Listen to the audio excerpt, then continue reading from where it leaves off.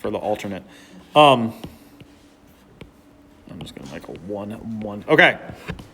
So here's the rule. When the p-value of the is less than the level of significance, you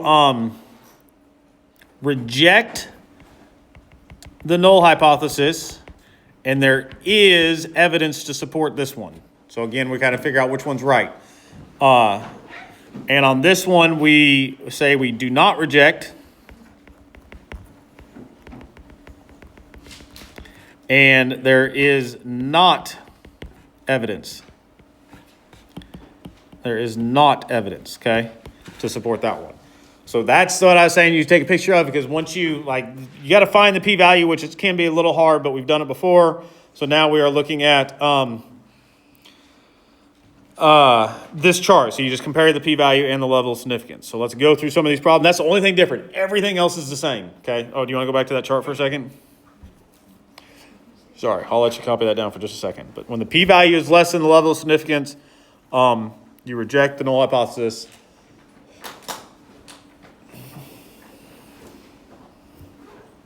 And when it's greater than, you do not reject. And the nots still go together. That's one of the things I kind of stressed last time. But if you do not reject, then there is not evidence. Okay.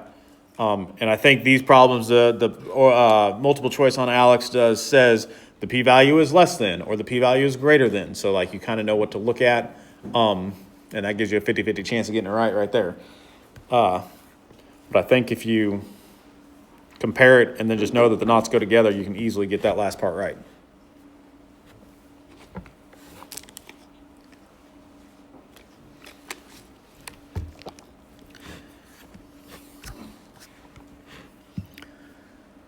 All right, moving on. I can come back later if I need to that. So the first one is just the introduction. Should be pretty basic. This one this one gives us the information. Mu equals 8. The other person's saying it's less than 8. So this is a one tail, that left tail that I was kind of working out. It gives me the test statistic, which is negative 2.097. Oh no, negative. Come on, click the negative 2.097. And then you have to shade. The shading is what the area of the p-value represents. So we're shading the left because it's less than. We're shading the left tail. They give you the p-value. The p-value is 0.018, okay? So that p-value, what you're doing is you're finding the area of that is shaded. Okay, that's 0.018. So now we go back. The level of significance is 0.05. So if I compare 0.05 to 0.08, so the p-value 0.018 would be less than 0.05. Y'all with me on that? Can you see that? I wish. Hold on. Let me see if I can.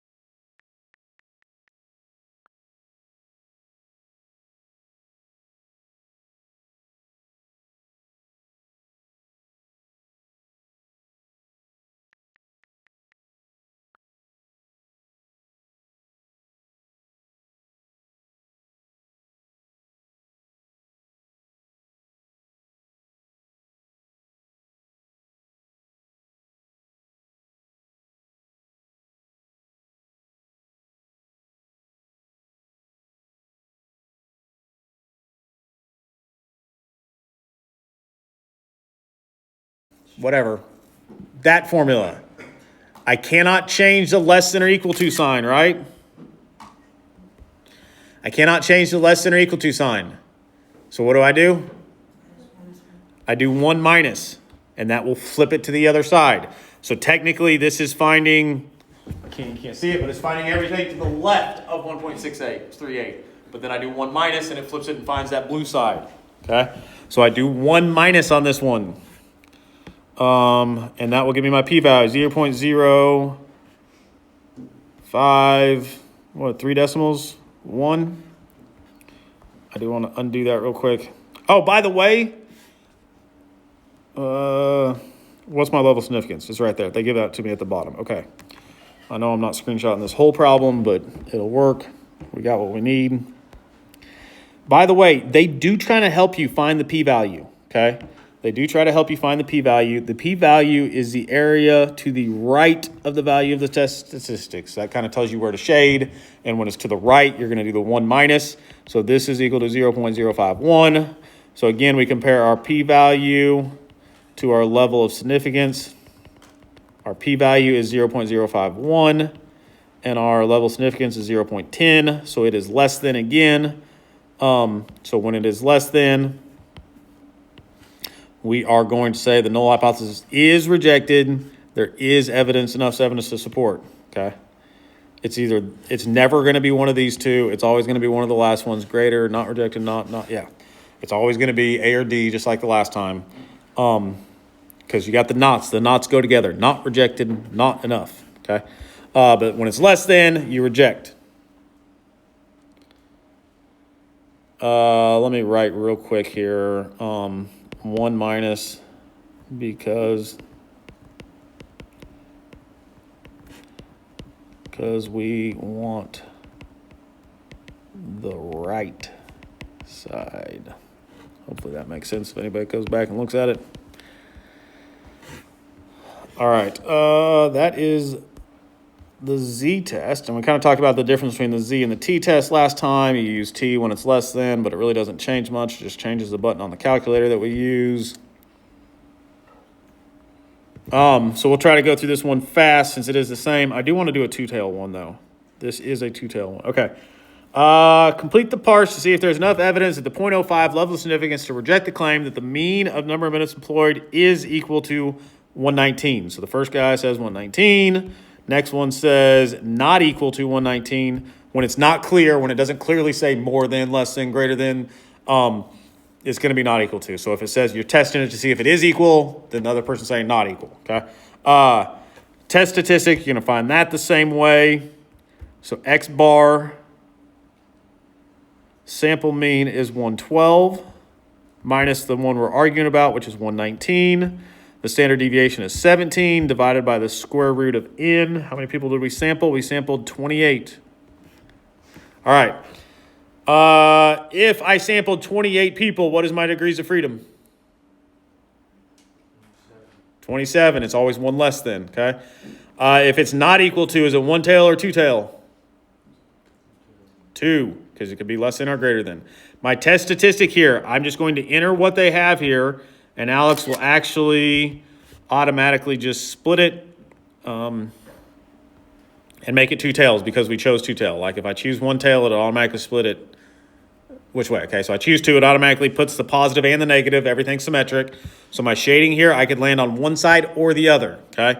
Now here's the hard part, again, like always, is finding the p-value. I have to find the area shaded there.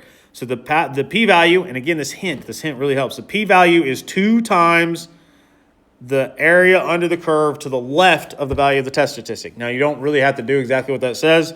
What I would always do on this one is find the left tail. If I find the left tail, 2.189, sometimes it will say to find the right tail in the explanation, and that gets confusing.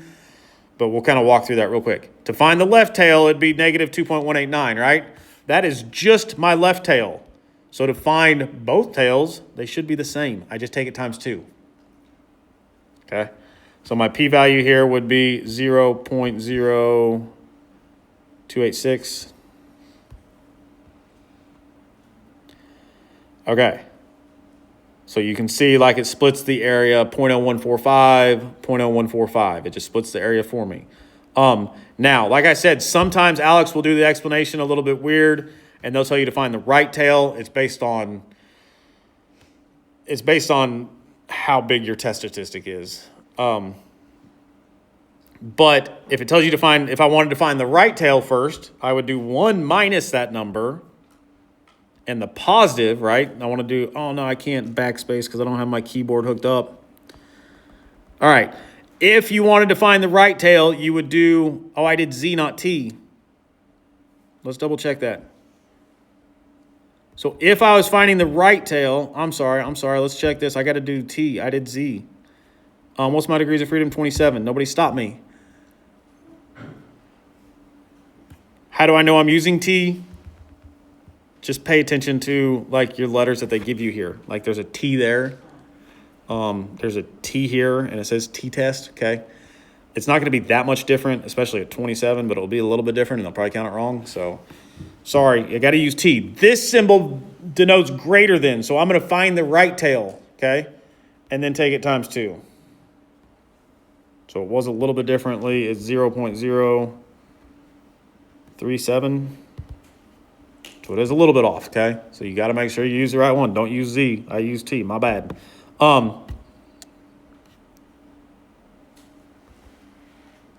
So if I was finding the left tail, I would use negative 2.189 and 27, and then I do 1 minus that, okay? Because that would flip the sign to the other side if I was finding the left tail, and then take it times 2, just like we did, okay? So you can find either tail. Find the right tail or find the left tail and take it times 2. And they kind of tell you that. The p-value is 2 times the area under the curve to the left value of the test statistic. So it tells you to find the left one and then take it times 2. It's easier on this one. I always do whichever one's easier, though. Like if I'm using this one, it's greater. For T, the sign is greater than in the calculator. So I always find the right tail and take it times 2 because it's greater than. If it was Z, it's less than, so I find the left tail and take it times 2. But make sure if you're finding the left one, you use a negative. If you're using the right one, you use a positive, okay? So that is like the hard part about p-value, but y'all were doing pretty good with that. All right, now we got to compare it.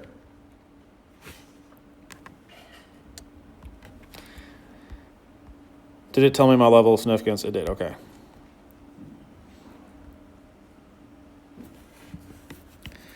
All right, so degrees of freedom, let's just go back over these real quick.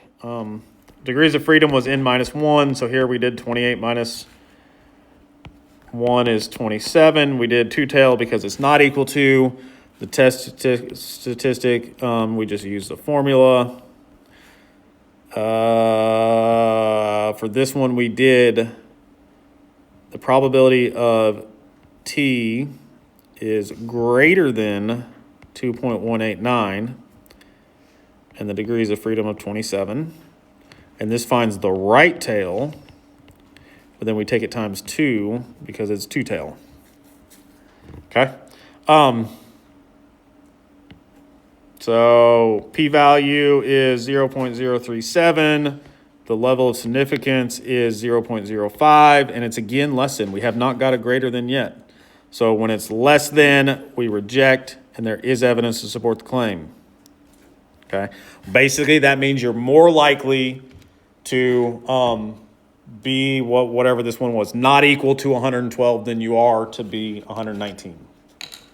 Okay. Like y'all are like my third class of the day, and I know y'all just like stare at my battery and watch it drop fast and just hope my iPad dies, so then we have to stop. All right, the next topic, well, that's what I would do if I was a student. Tells you what kind of student I was, probably. The next one is like the hardest one because it's a proportion, but it's the same exact thing we were doing. The problem is that formula, the test statistic formula right there is a little bit harder, but everything else is exactly the same. So here, it's another two-tail one, so we'll do that. That's fine. So the proportion is equal to 0.38, or it is not equal to 0.38. We have to do this formula real quick, the n times p, just to make sure you can do it. So you do 0.38 times n is 165. That's 62.7. I feel like that's the same number we had last time. I know that's strange that I even remember that, but I feel like that's the same number we had last time. And the next one you would do 165 is my n times 1 minus p. Well, if the people that say yes is 38, the people that say no is 62. You can do 1 minus 38 if you want to, but it's just finding the success and the fail there. All right, so both those are better than 10, which is good. We can do it. So now we go, this is a two-tailed test because it's not equal to. We got to find our test statistic. So I hit the fraction bar in there to start with the fraction. The way that I'm going to do this is I'm going to do another fraction. 55 out of 165 visited the site, okay? That's my sample. We are comparing whatever number that is to 38. All right, that's that p hat minus p. And then I do the square root. I'm going to hit fraction bar because it has a fraction there of 0.38 times 0.62 because that's the yes and the no. And then the n, we asked 165 people. Okay, so my test statistic is negative 1.23. I think it was a negative 1.235. Oh, I didn't get a negative in there. Not that it matters. It would matter, actually. That would matter. Because you only put one of them in. Alex automatically puts two of them in, but you got to make sure you get the right test statistic because you always just find one and then you add the negative or the positive. By the way, just for make sure we're understanding hypothesis testing, 55 out of 165 is 33%, okay? So think about two people arguing. She says 38%. I say it's not 38%. We go out and get 33%. Is that far enough away from 38 that she'll concede and say, yeah, you were right? Okay, the p-value for this one, and again, you can read this. P-value is 2 times the area of the curve to the left of the test statistic. This is a z-test. Again, it says it right here, like right there at the directions of C. Perform a z-test, so you'll know which one to use. I think these are always going to be z-tests with the proportions. Yeah, it is. For proportions, it's always z-test. So I want to find the left one, so I do negative 1.235. That gives me the left tail, but I need 2 tails, so I take it times 2. And I get, oh, finally I got a big p-value, 0.217.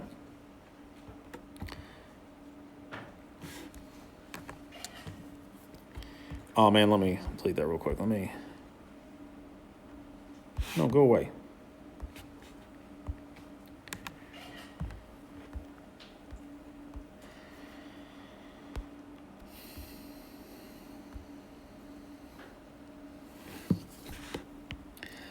All right, so two-tail because it's not equal to.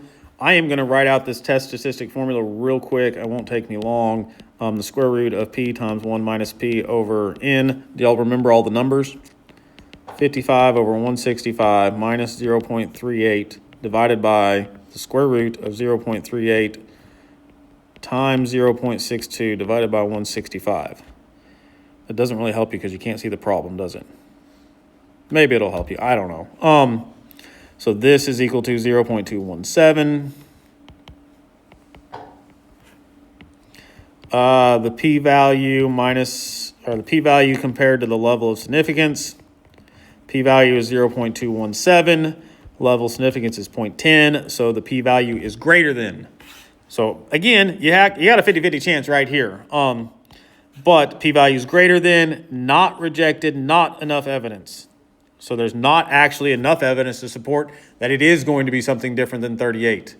So maybe we didn't ask enough people. It's not far enough away. 33% is close enough to 38% we can't say for sure it's going to be something different than 38. So that is the end of hypothesis testing.